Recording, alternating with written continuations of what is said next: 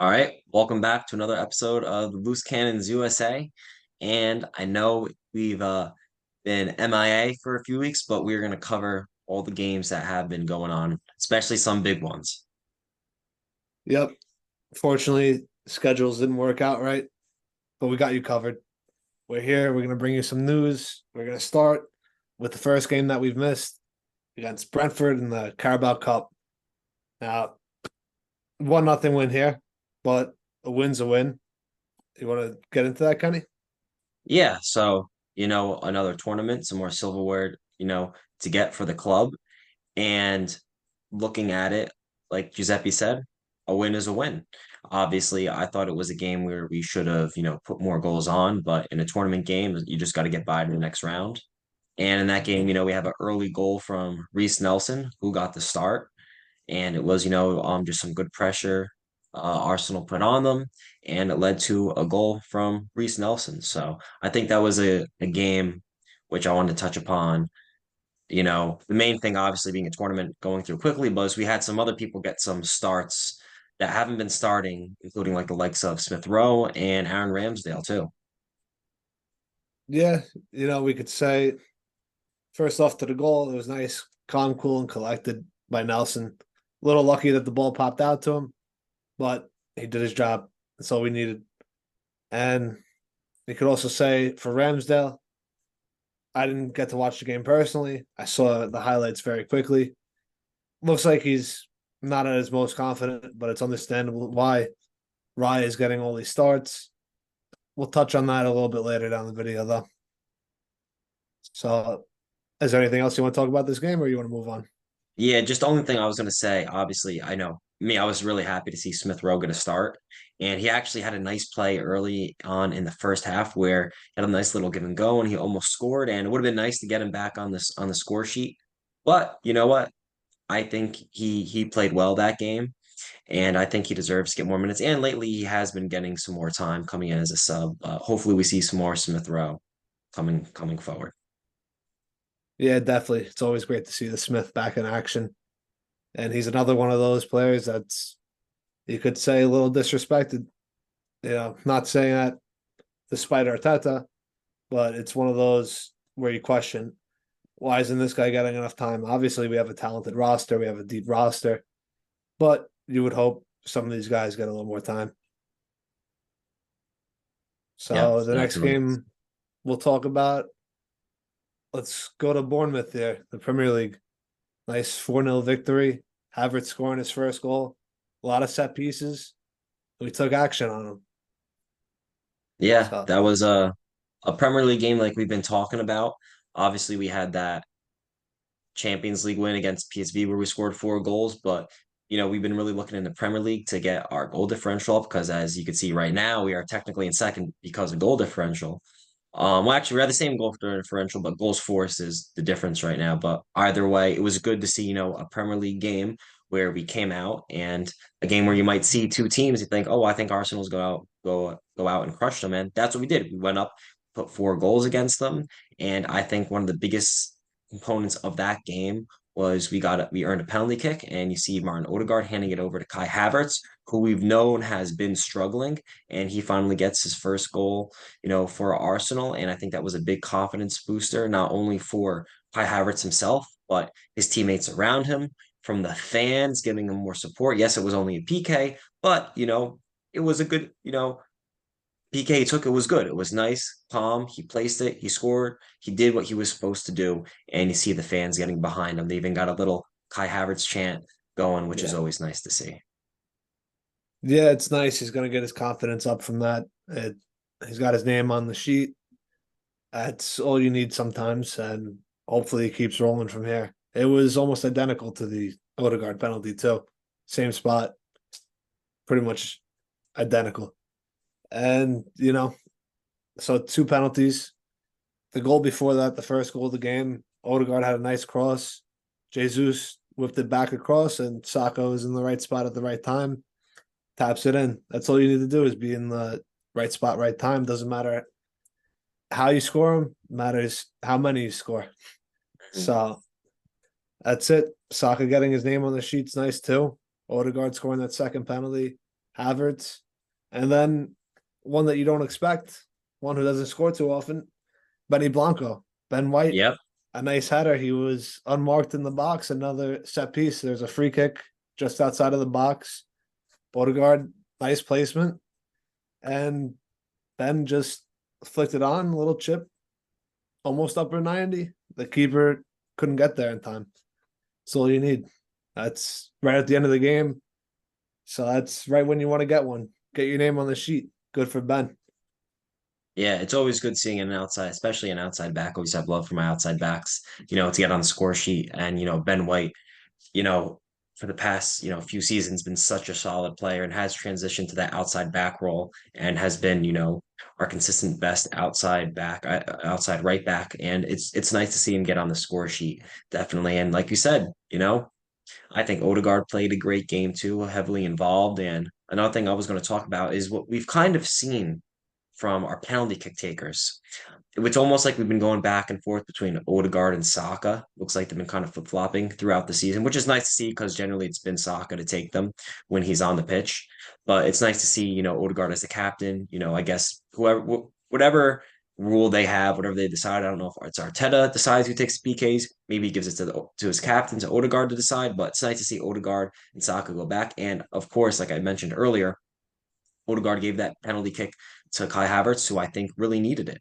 So I'm not sure who decides who takes the PKs or what they have, but it almost seems like Odegaard has the say. Maybe Arteta lets the captain choose depending on how the game is going.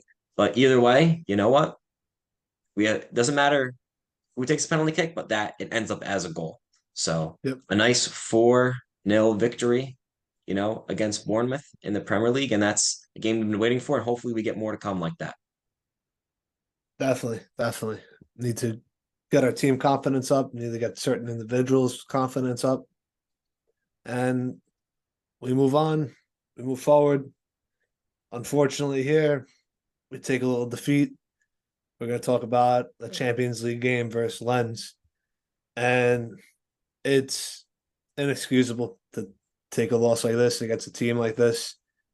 But we've been saying it's Champions League. You have to take each game like it's Real Madrid, Manchester City, Bayern Munich. It doesn't matter if it's Lens or whoever else. You got to take it seriously. You got to put them away. And, Lens is a struggling team in France. And France is holding on barely to that top 5 league in the world in the FIFA rankings. So it's a little upsetting to see that. But, we got to take it with stride. We got to be humbled sometimes. It can happen. Yeah. You know, it's like you said, doesn't matter who you're playing. Like if it's in the Premier League, if you're playing Luton or Liverpool, you got to come out with the same mentality as a team. And even for me as a coach, I always preach that to my players. Doesn't matter who you play, you have to have the same mentality every single game. Yes, tactically it might be a little different, but your mentality has to be the same. And like I said, inexcusable. It's very disappointing, especially after getting such a first good game against PSV, coming out and scoring 4 goals, and then coming out and putting that performance, losing to Lens, especially after, I think we should be winning the group, which is still, we still have a good shot at winning the group. And I still think we should win the group. But, we have 4 more games to play. But hopefully, this is our only loss in the group.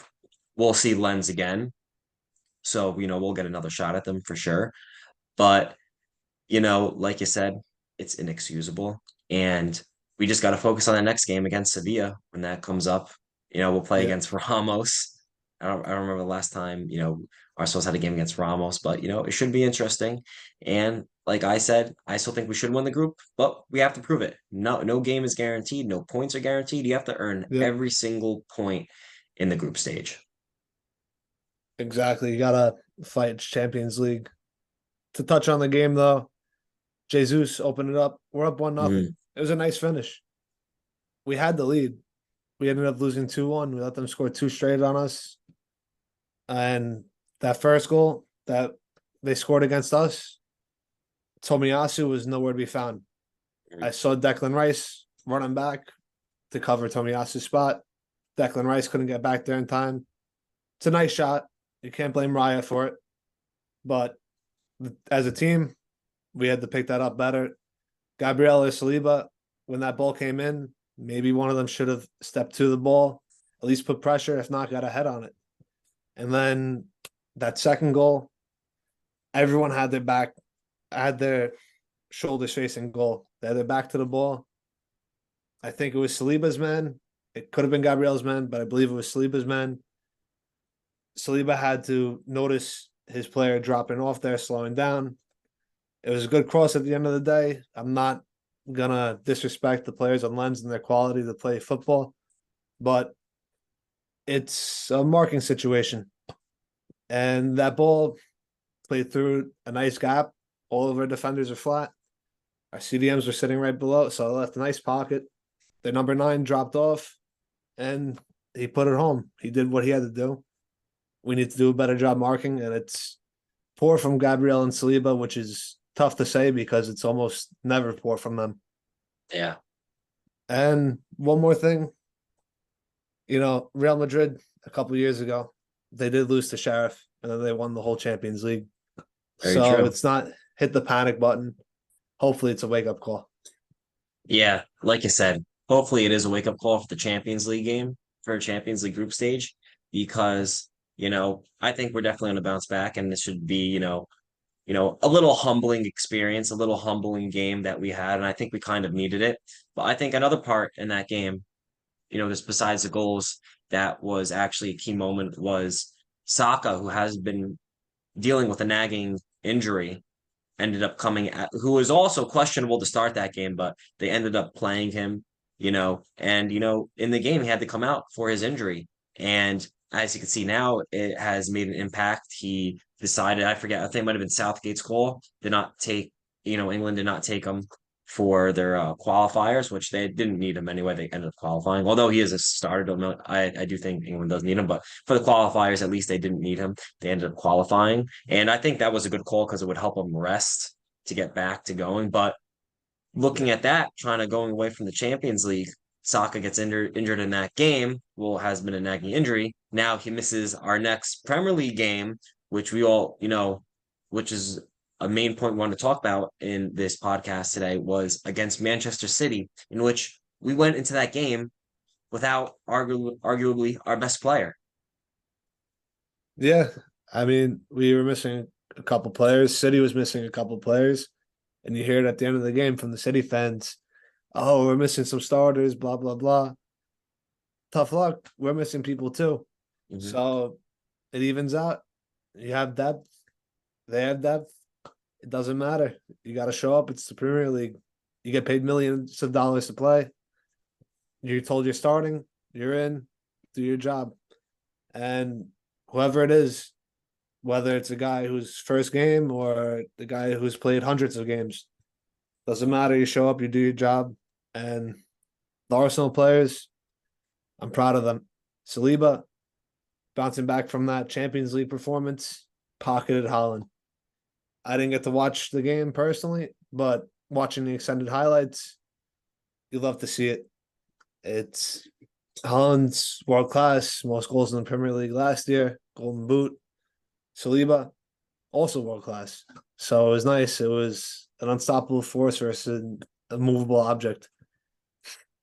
Yeah, I know. I think after us having a humbling game against Lens coming back into Premier League, I think we humbled Man City a little bit, giving them back-to-back defeats for the first time since I believe 2015, as they just lost to Yeah. Wolves. But it was a game, like you said, we didn't have Saka in it. We had Jorginho starting in the midfield, who rarely plays, yet alone starts.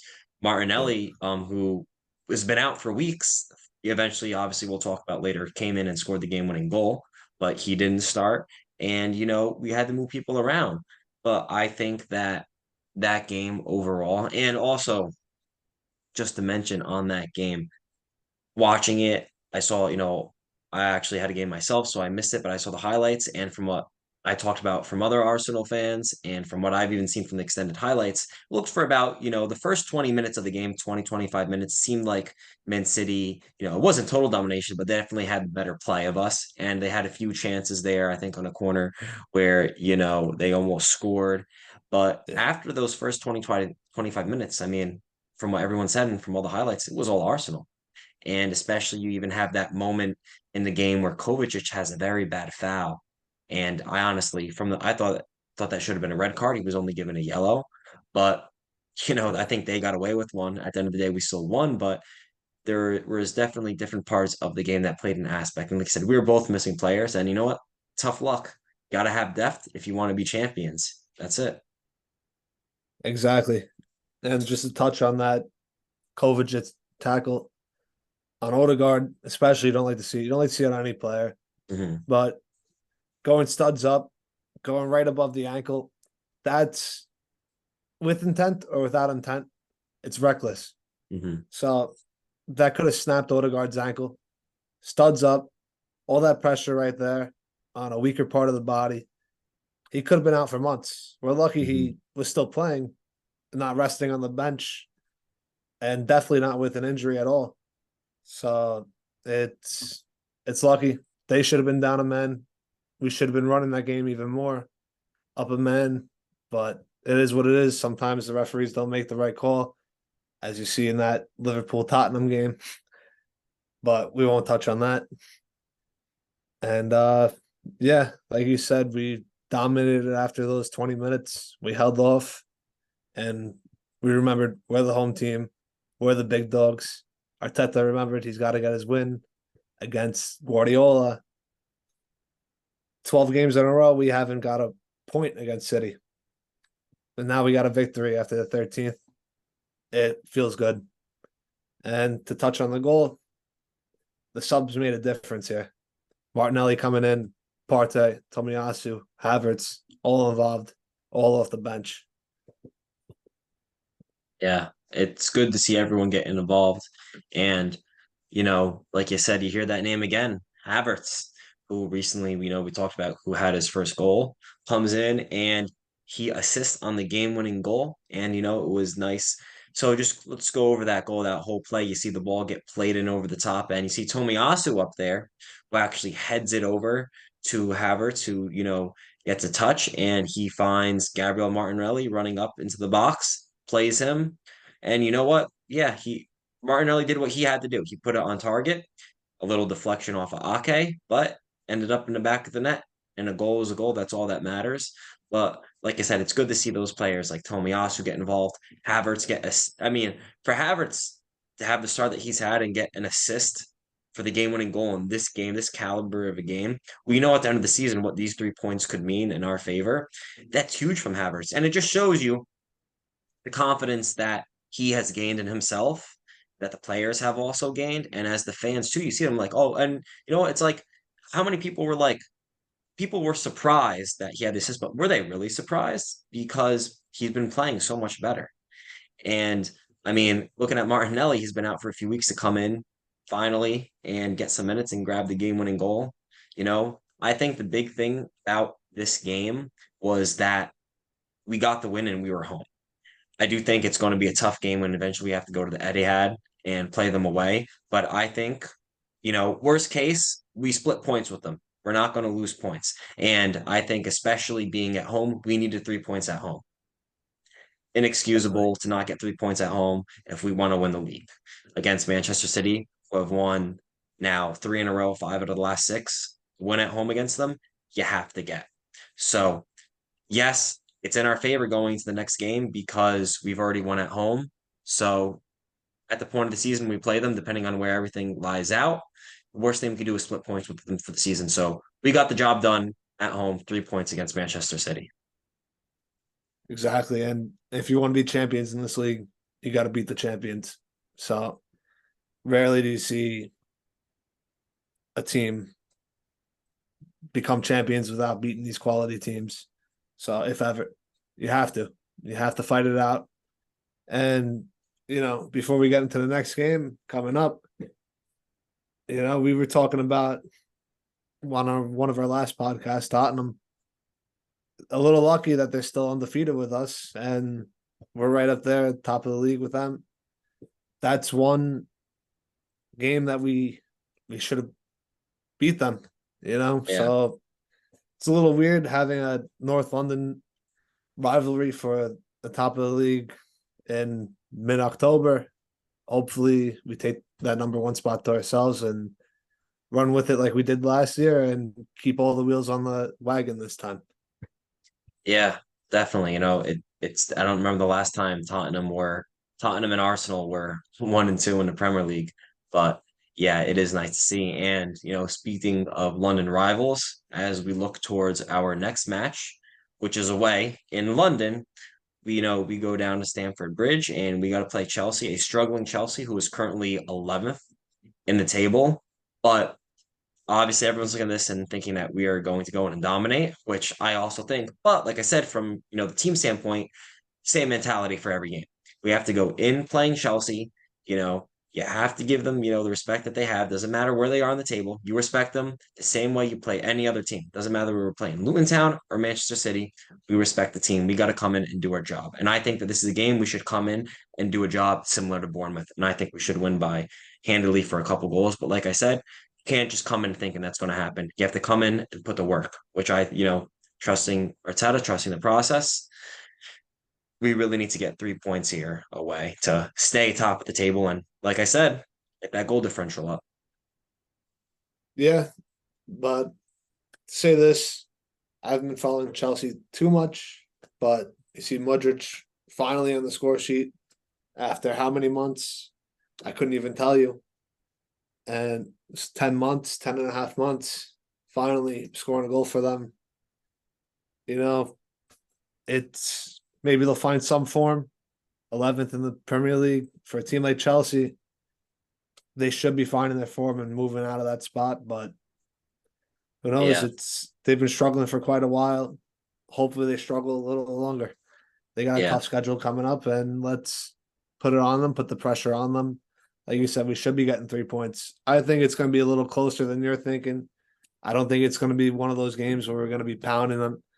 I think it's going to be, you know, a little bit of a battle. Yeah. It's not like we've won in there into Stamford Bridge and just beat up on them recently. We've had the battle there a little bit. So I think it's going to be one of those games. We're going to get 3 points, but we're going to have to put in the work. It's take the lesson from Lens and take it as if it's City. That's it. Yeah. Definitely. Like I said, take the lesson against Lens. That was a humbling moment.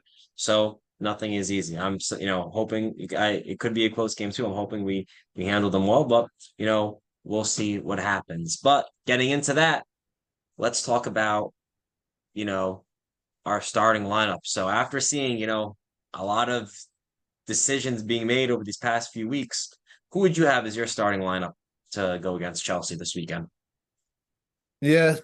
Um, to start in goal, I'm gonna go Raya because that's Arteta's choice. He's been the number one, except for the Carabao Cup. It seems like he's phasing Ramsdale out. But I will say this before I get on to the rest of my lineup. People said Ramsdale is questionable with his feet. Raya looks more comfortable on the ball, but you see him with these risky plays. Like against City, he had a couple risky plays. So to me, I don't understand the move. I want to see Ramsdale more, but my prediction is Raya. Then same back lines, Zinchenko, Gabriel, Saliba, White. Aside from that Lens game, I can't complain with them. In the midfield, bring back Partey, Odegaard, and Rice. So I'd have Rice and Partey sit back sixes, have Odegaard start up top. And then I would in the cam position.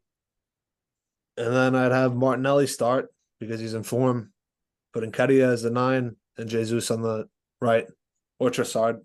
I would go with Jesus to start though. So that's my starting 11. What about you?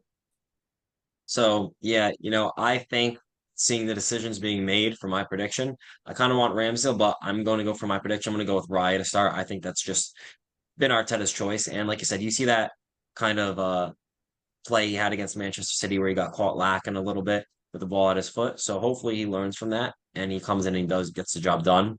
Same back line, nothing changes. Zinchenko, Gabriel, Saliba, Ben White. However, in the midfield, I am going to go with Rice, Havertz and Odegaard. I think, he's been having a lot of more confidence in Havertz and he's been playing well. And I think this is a game where he's going to be really into it since it's against his former team. So I think Havertz will get the start. And for my top three, it's going to be the same with Martinelli finally back. He'll will actually start. Martinelli on the left, Nketiah up top, and Gabriel Jesus out on the right side. As you know, he's so versatile. He could play. But yeah, I think that's going to be my starting lineup. And we're going to see players like Trossard is going to get playing time. He's going to come in. We can see Reece Nelson come in, maybe Smith Rowe. But either way, we got to go at them and get 3 points. Exactly. We gotta get the job done. That's all these 3 points they add up. And out of all people to be fighting with for a spot right now, Tottenham, we need to stay on them. Hopefully they drop some points this weekend too. And we Yeah. go on. Yep, that'd be nice to see, but we just got to focus on ourselves and get the jobs done. That's it. Exactly. Plenty of games left. Yeah. But all right, we'll keep you guys updated. Obviously, you know, scheduling issues, but hopefully we're back on, staying the pace with everything. But thank you guys for tuning in. Hope you guys enjoyed. We talked about a lot of games here, so this was a lot of fun. And just stay tuned. And as always, come on, you Gunners. Come on, you Gunners.